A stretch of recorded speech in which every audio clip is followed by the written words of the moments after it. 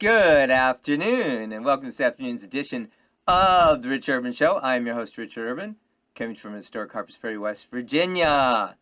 Today's special election edition on this November 7th, 2020 is Constitutional Crisis, Massive Voting Fraud Rocks the Nation. Well, as you know, different news outlets have said that Mr. Biden is our presumptive president, but it's too early to tell due to the massive voting fraud that has occurred in Georgia, Pennsylvania, Michigan, Wisconsin, and also possibly North Carolina and Arizona, as well as Nevada. These are all contested states. So in this show, we're going to look a little more at what's behind what's going on. What these states need to do is call an emergency legislative session. They all have Republican legislatures, and it's the duty and responsibility of those legislatures to oversee the election process. And in fact, according to the U.S. Constitution, in Article 2, Section 1, they are responsible for choosing the presidential electors, which, as you know, is who actually elects the president, not the popular vote.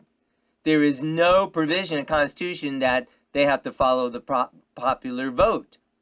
So what the electors in these states need to do is to select a slate that will elect President Donald Trump due to this massive allegation of fraud as it's working through the courts, because that's going to take some time. Otherwise, they're completely disenfranchising their voters who voted legitimately.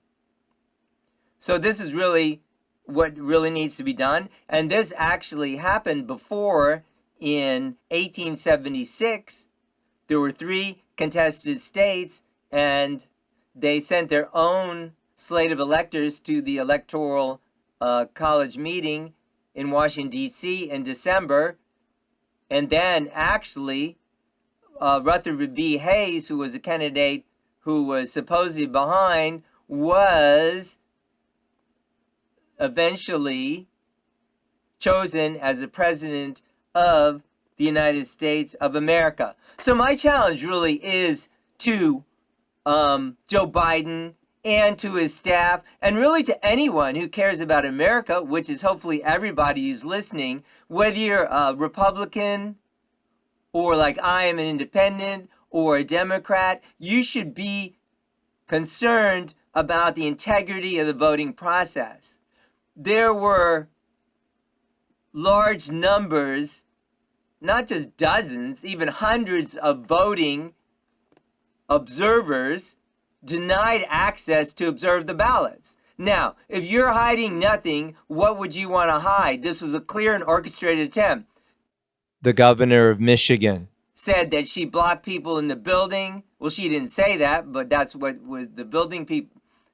Send health workers to block people from entering the building where the ballots are being counted, supposedly because of COVID, which is complete BS.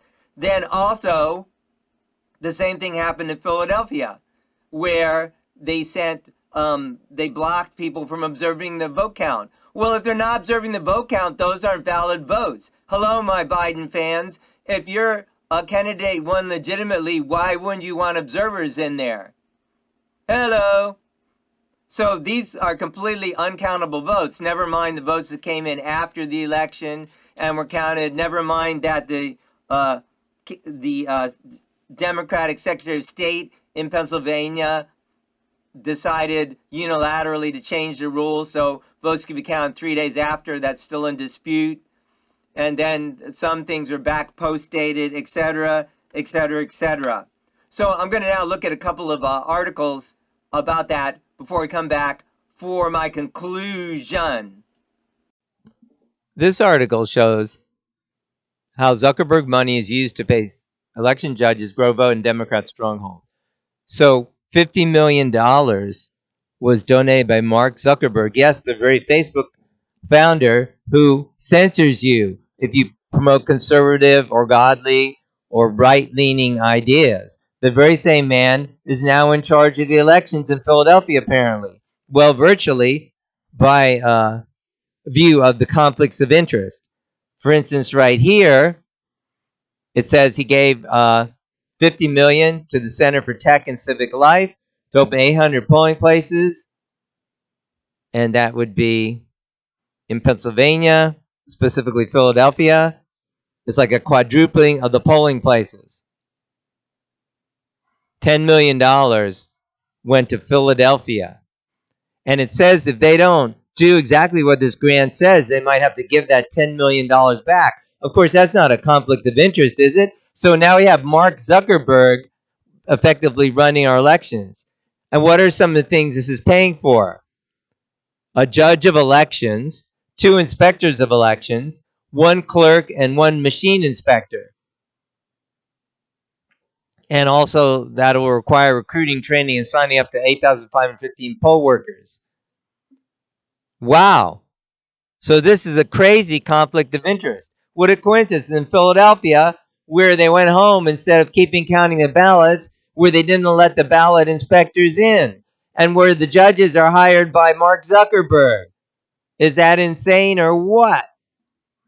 This article explains that Kathy Bokbar, I assume that's how you pronounce her name, sees the Democratic Secretary of State for Pennsylvania, and she unilaterally changed the rules so that ballots arriving after November 3rd would be counted. They're supposed to be segregated from other ballots, but in a lot of instances they weren't, which makes it impossible to tell which came in before and which came after. So that's going to the Supreme Court, very likely. Already the Supreme Court has said they have to segregate the ballots, but a lot of the damage has already been done. So that's another grotesque violation of the law. So, to conclude, what is Mr. Biden afraid of? Why doesn't he come out? Or even I don't see any Democratic officials, anybody coming out and saying, hey, we're for a fair election. Let's investigate these allegations. And they're not even allegations, they're facts now. But let's call them allegations for the moment. Let's investigate the fact that observers were denied. What if it would have been the opposite? And Trump people had denied observers for Biden to come in and check the overwhelming Trump mail-in vote. Oh my gosh! But silence. So I call on anybody, any decent person, I don't mind if you're, or care if you're a Democrat or Republican, whatever. If you want your candidate, Joe Biden, if that is indeed your candidate you're supporting, to be competently elected, and he's not elected yet until all this is resolved, then why don't you call out for him to support the investigations into massive facts of voter fraud in Michigan, in Pennsylvania, in Wisconsin, in Georgia, very possibly in North Carolina, very possibly in Nevada, definitely, possibly in Arizona.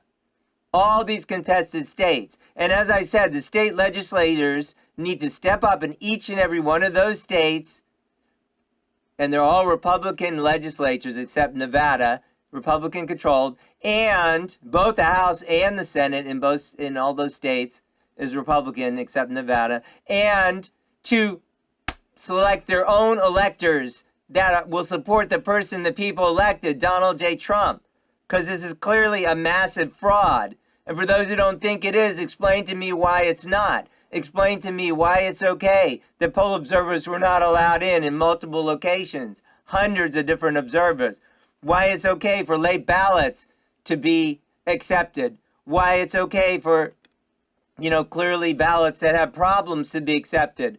If no one was there to observe, that's not acceptable. Those are not, valid ballots. So, no, Biden didn't win. I don't care what all the so-called media says. The grassroots media says it's not so, and also many other media too, like Breitbart, Just the News. It ain't so. And I'm saying it ain't so either. So you show me, and the burden of proof is on you, not me. You're the ones, quote unquote, you, if you're supporting this massive fraud, that didn't allow the people into the polling places. The burden is on you to tell the people like myself why that's okay. Chirp, chirp, chirp, chirp. It's not okay. It's massive fraud. So if Mr. Biden wants the people to support him, like he said in his press conference, whoever you voted for, I'm going to be your president. Well, first of all, he's not the president-elect to begin with until it's certified by the Congress. Second of all, and maybe more importantly, there's massive, massive fraud going on. So why doesn't he join President Trump in a joint news conference and say, yes, I do support looking into all these allegations of fraud. I don't want to be president of the United States if I was elected by fraud. Hello! Any decent person would do that. I would do that. I've run for office. You know, I wouldn't want to be elected by fraud. No, I would not. But what about Mr. Biden? Hello! So, I am your host, Richard Urban. Do be blessed. Do keep hope. No, it's not anywhere near over yet. Massive fraud has occurred. It will be revealed. So I hope you can be blessed. And until next time, when we bring you more news and views from God's point of view, be blessed. We'll see you next time. It's Saturday, November 7th. And it is 4:35 p.m. I'm signing off. See you next time.